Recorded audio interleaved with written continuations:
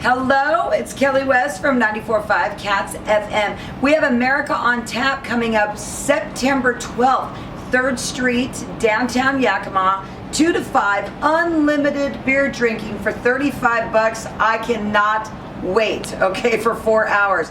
But one of my favorite breweries happens to be local, and they will be at our America on Tap. It's Yakima Craft Brew, and this is their tap room. I'm going in.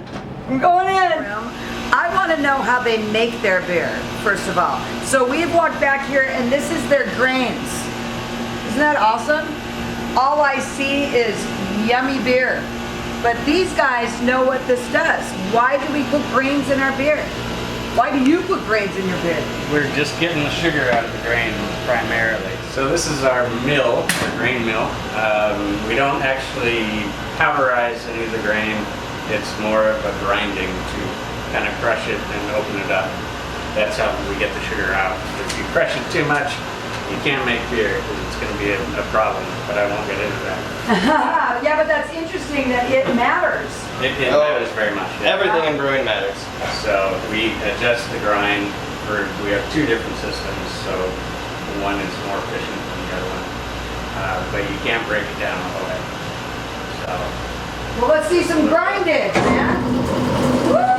Listen to that. Right, They're getting ready to make me my cage of beer. Wow.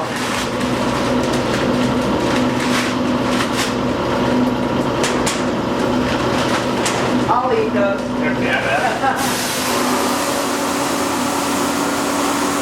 So now what you're seeing is the aftermath of the grinding. And as you were saying earlier, we simply just break up the grain, and then we're going to head over to the mash. Basically, we take all of that grinded grain that you saw us do, we bring it in here, and in a nutshell, you're basically making oatmeal. Wow. So you're simply just extracting all the sugars. We're not going to get into the whole alpha, beta, amylase, enzymes, none of that fun stuff. But what happens is you're extracting all the sugar from the malt, and we're going to basically let this sit for about an hour or so, and then we ship it over to this fun guy, which is our kettle. Wow. And in the kettle, this is when you add all your adjuncts, like maybe hops for preservatives and flavor. You might add, we use honey. We also do heather tips for certain beers. Wow. So we add any spices, herbs, anything additional that we add to the beer. It all happens.